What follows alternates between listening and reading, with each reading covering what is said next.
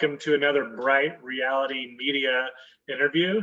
Today, I am very excited about our guest, Neeshee Pandit, is one of my closest friends in the world, and actually the person who first told me about Adidas Samraj and encouraged me to become a devotee. Him and I have a lot of shared experiences together.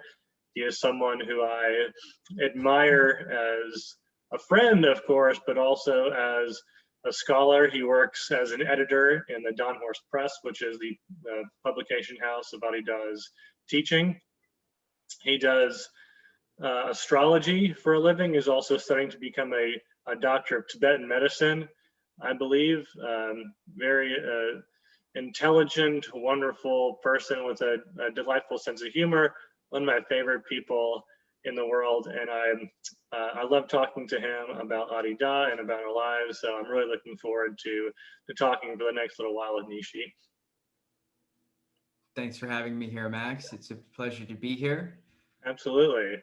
So Neeshee and I went to the same high school, and when we were, I guess I was a senior, you were a junior in high school, we started getting into spirituality around the same time.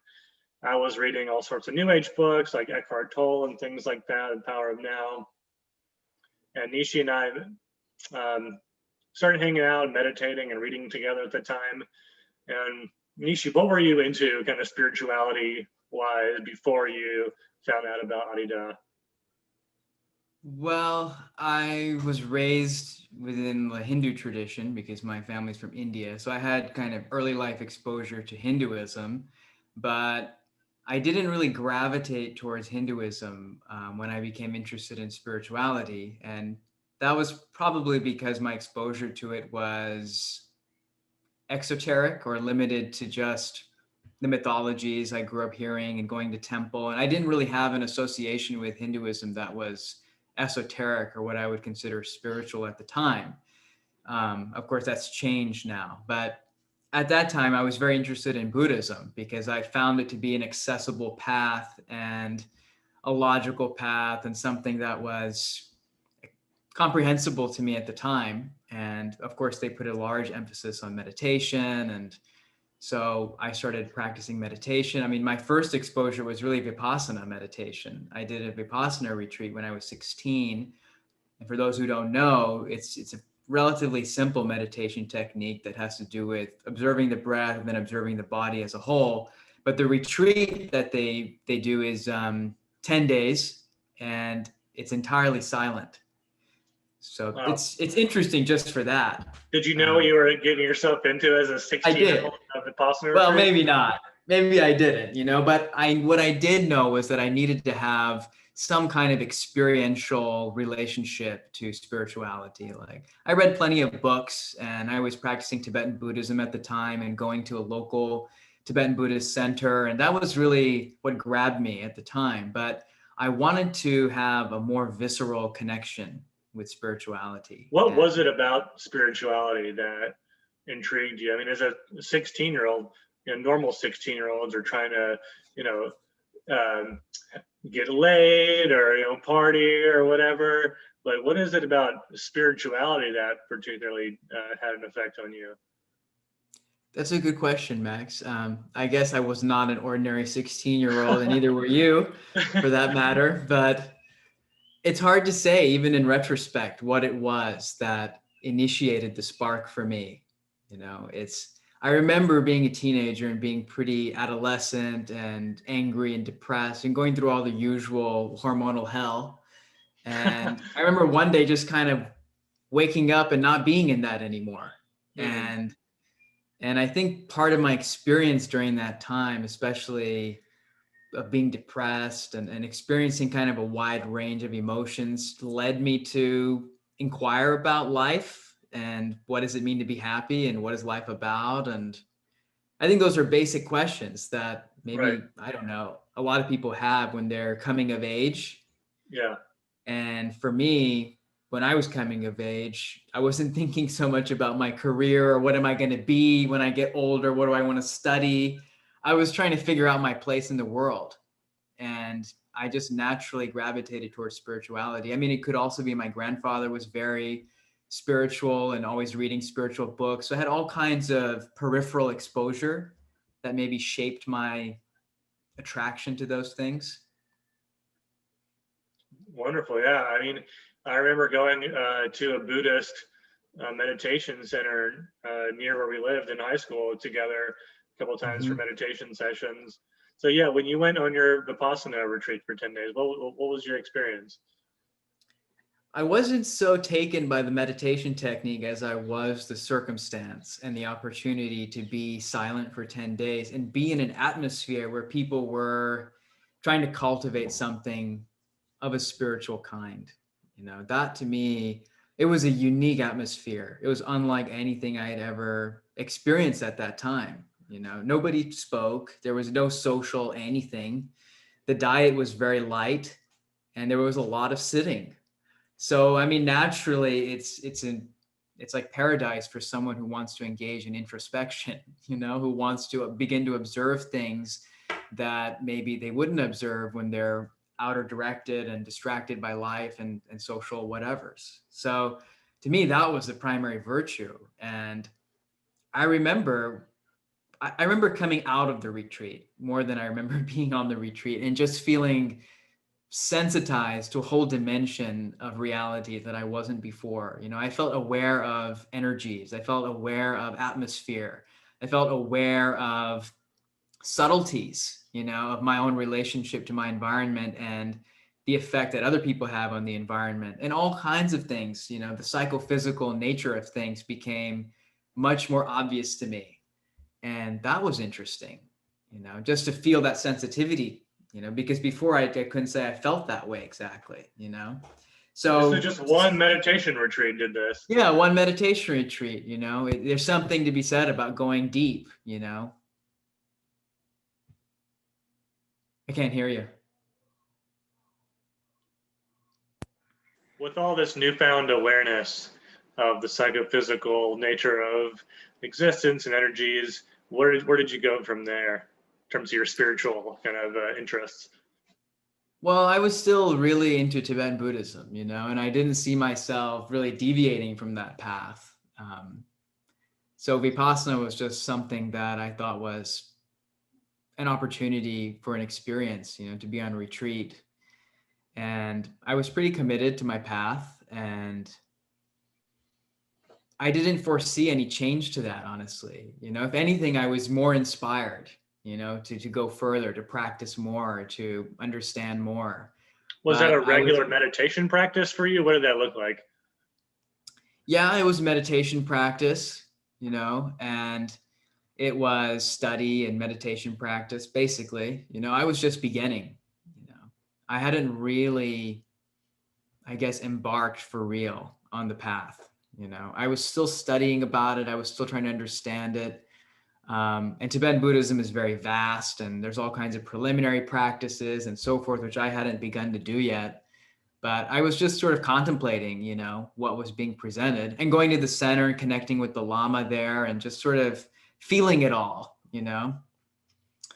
I It's definitely felt connected to it, you know, in some way, and was trying to see where was that going to go.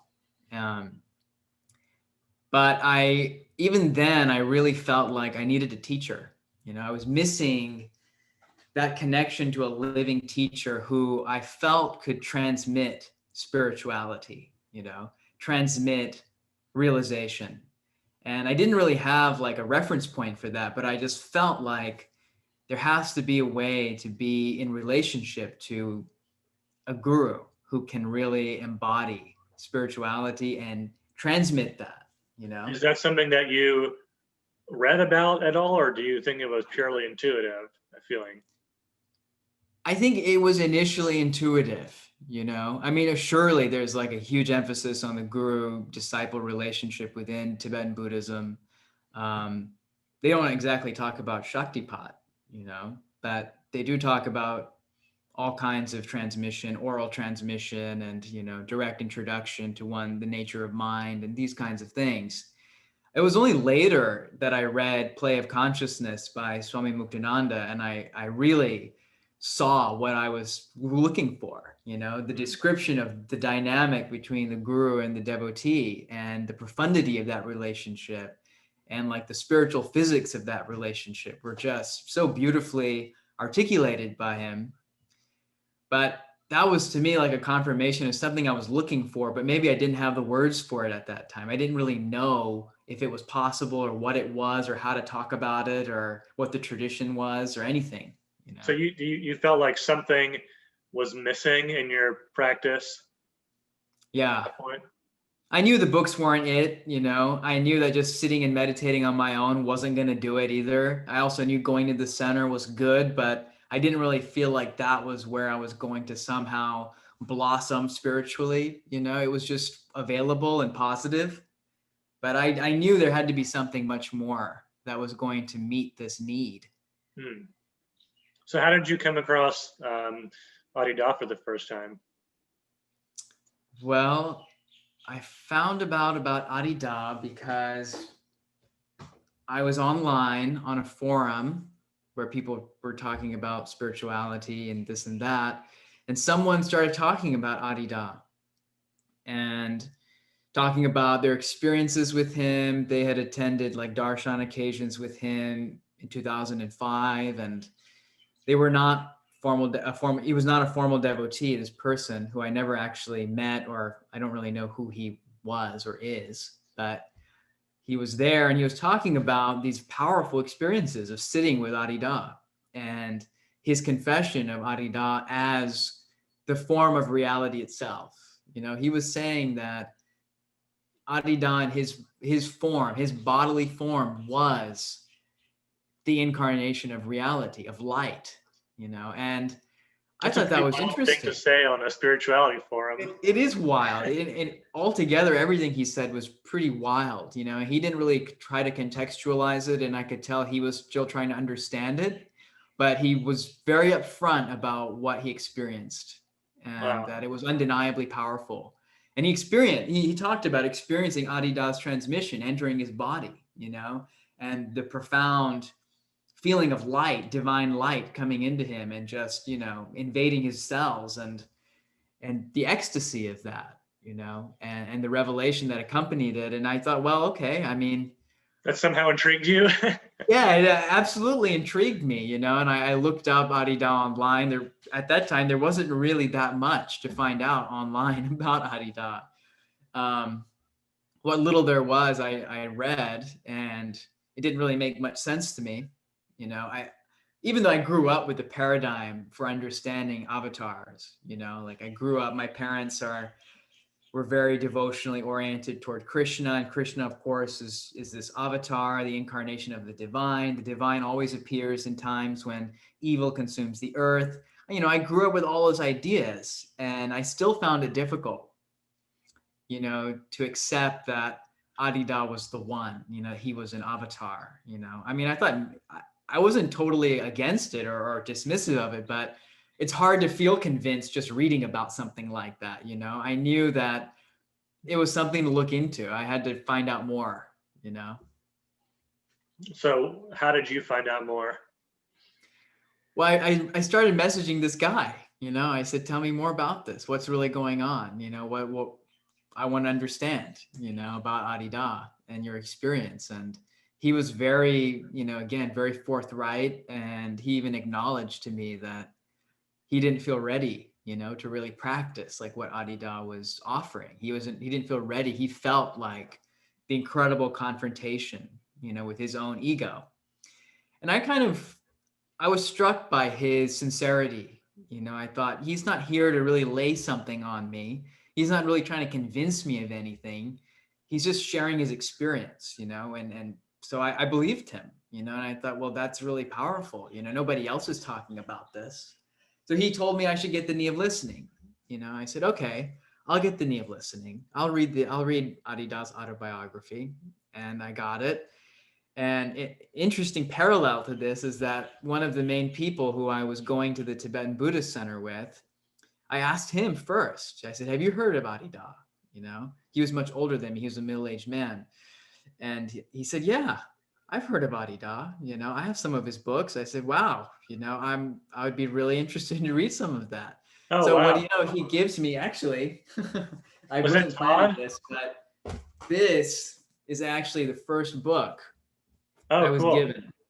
That's the, His paperback this is his book. This is the book he gave me back in 2006. cool. It's the Was first that Todd? edition. It was Todd. Right on. The first edition of the Donruss Todd's a mutual Testament. friend of me and Nishi's. Right So on. he happened to have the book, and I started reading it. And it's, for anyone who's tried to read the Donruss Testament, it's very unusual. Yeah, I'd say so. Yeah. But you're still But like 16, 17 at this time. I'm 16 at this time, and so I took the Donruss Testament. And I thought, wow, this is really cool. It's a cool book. I like the layout. The design, the logo. I thought this is interesting. It's like its own scripture. Right. Very And particular language. yeah, I definitely felt that what Adida was writing or communicating in his text was like scriptural in nature. This was like its own text. I couldn't understand it, but I respected it.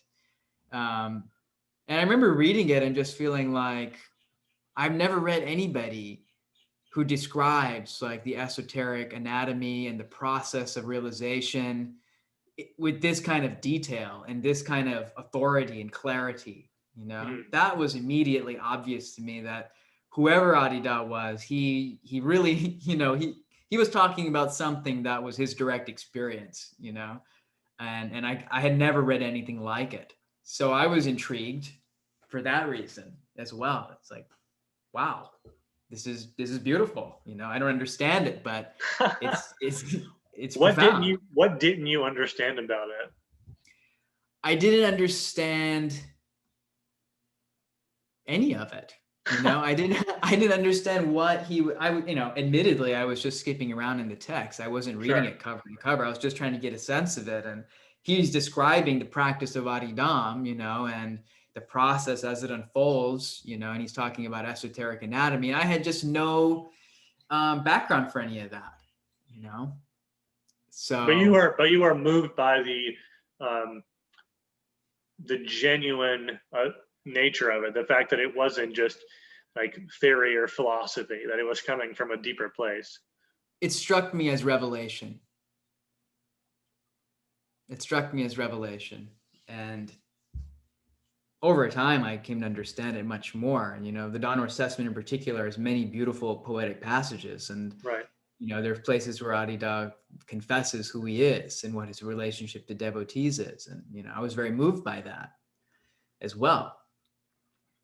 So there was many streams, going on. Right. I had, so I was talking to Todd, and he was telling me about his friend who was really into Adida for a long time, who I also ended up meeting.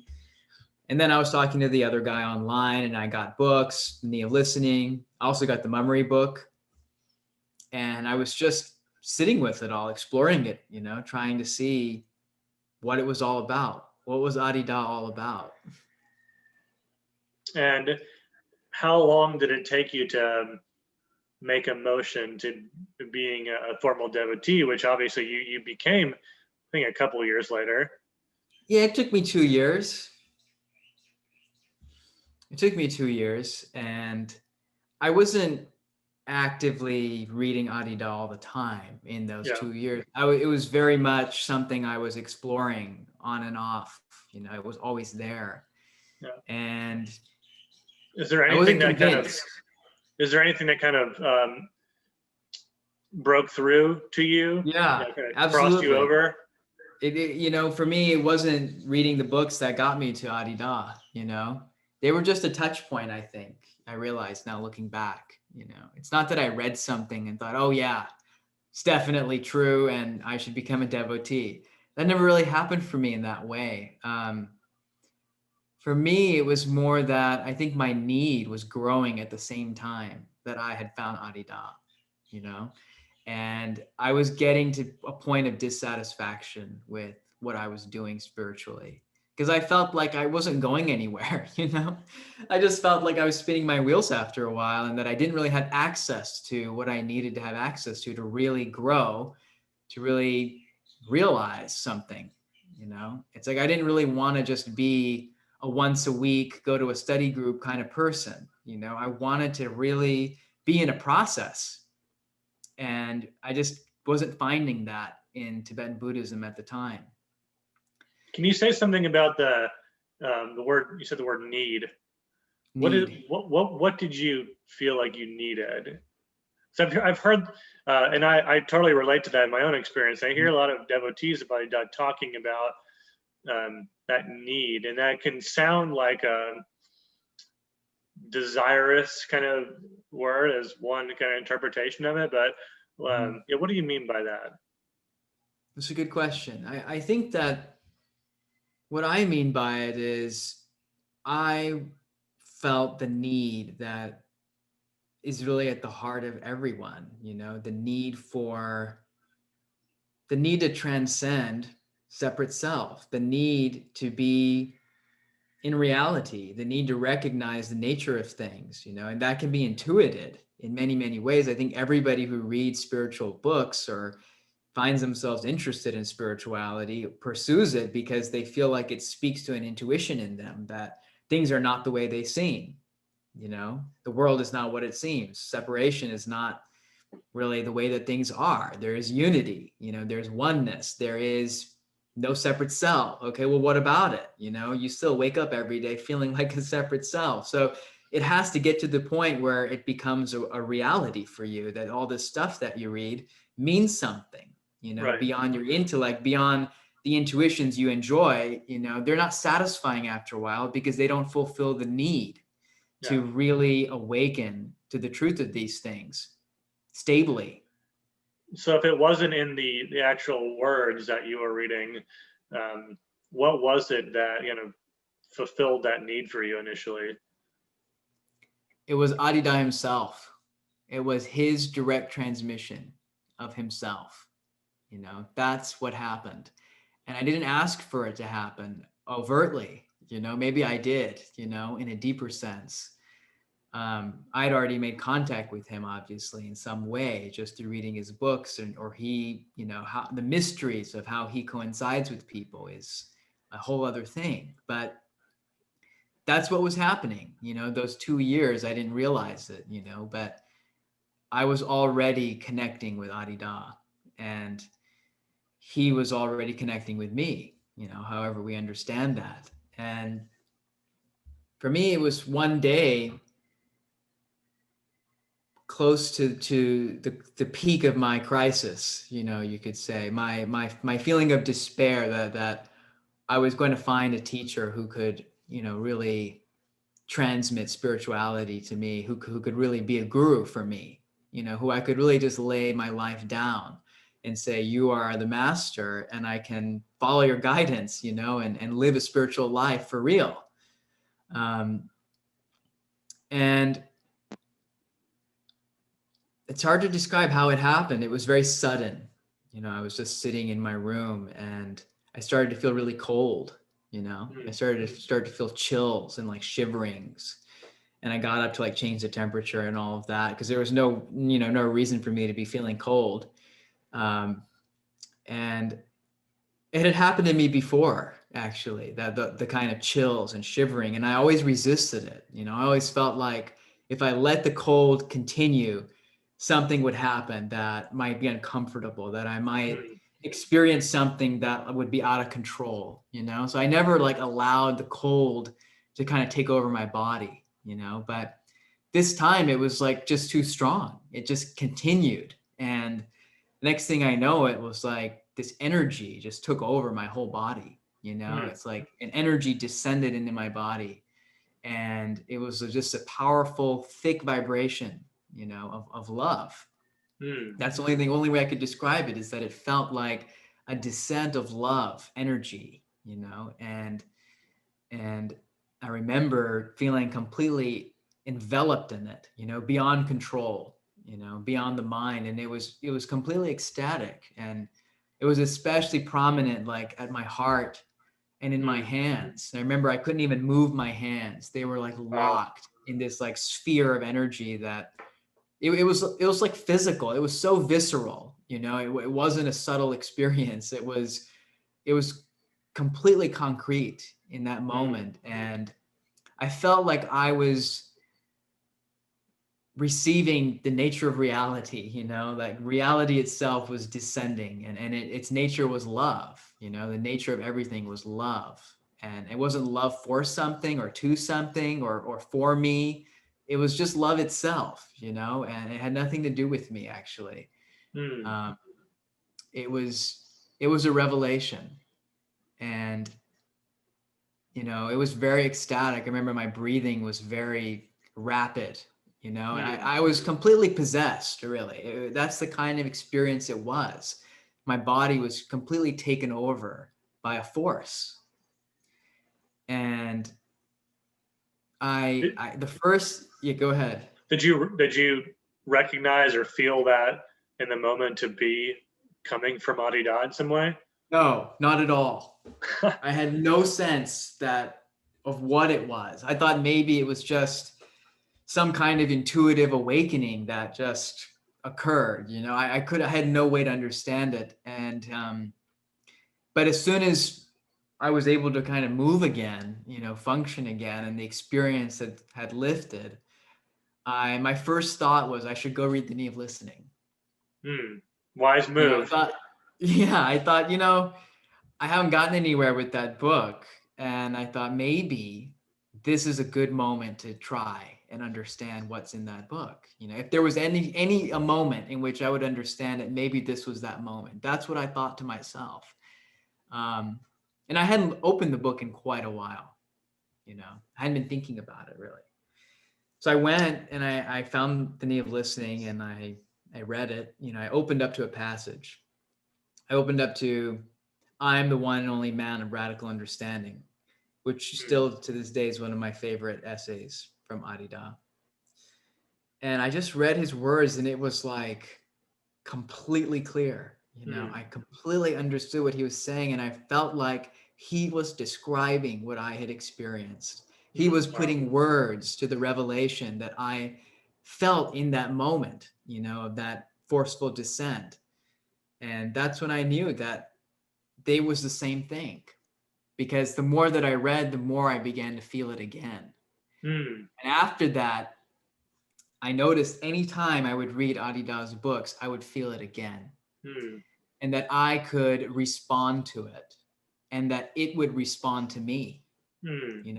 I began to feel a relationship to the force, to his force. What I began to understand was actually his transmission of himself, his state, and that he was such a master that he could transmit himself, in this way.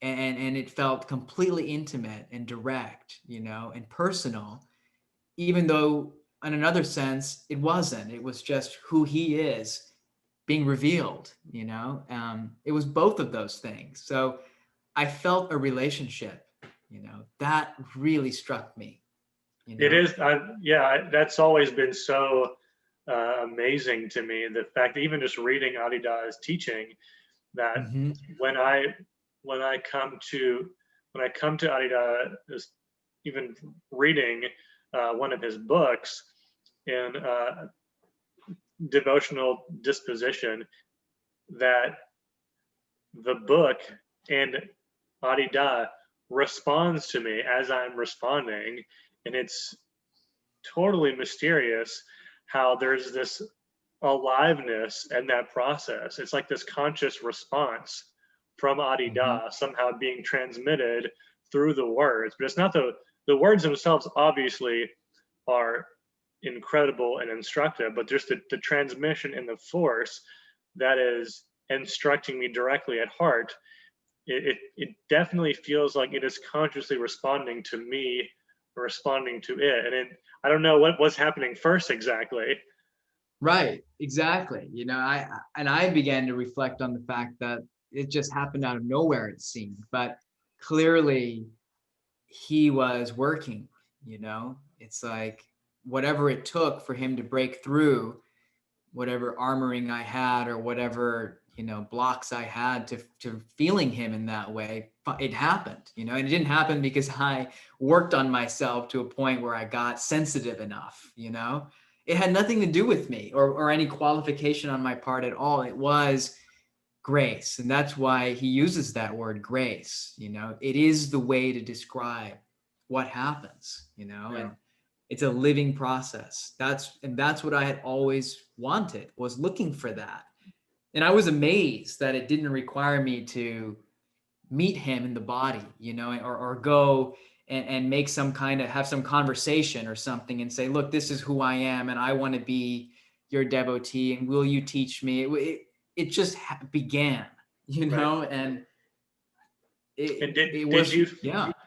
did you feel the desire to go, because Adida was still alive at this point? Did you feel the Right. desire to go to see him physically? Absolutely. Absolutely. But it was not at the forefront of my consciousness, to be Mm, honest with you. That came later after I became a formal devotee and it began to feel like a possibility, that I could go and see him. But initially I was just enthralled with the communication that was happening on a what we could say spiritual level, and I watched videos of him and I would just, it was ecstatic. I felt the mm, same communication. I was having mm. dreams of him revealing himself in intimate ways like that. And, I was having darshan in dreams. And I Wow. just felt there was more than enough, for me to reckon with at that time, that I had no thought that I needed somehow to go somewhere and do something. I was just immersed. And yet, if I recall correctly, you did go somewhere. You went to the Mountain of Attention after Yeah. high school. And what's funny to me is, and recalling it was, you were telling me about Arida a little bit at this time, and I had graduated high school a year before you Mm. did. I went off to college, and you were kind of in the throes of this process, and that was my first year of college and enjoying that first time away from home and partying and all that. But you were still telling me about Arida, and I remember even having you gave me a picture of Arida that I hung in my dorm room, and I had some sort of response. But I remember we went to the same high school. It was a really nice private high school, um, just outside of Birmingham, Alabama, and everyone who graduated that school went to a good college. And I remember when you decided to go to the Mountain of Attention, I thought you were crazy and like wasting your life not going to college. Uh, Right. yeah, you had nowhere to go. You're going to be homeless or something. How could you not go to university? So you obviously made the right decision. So after high school, what happened in your pilgrimage to the Mountain of Attention?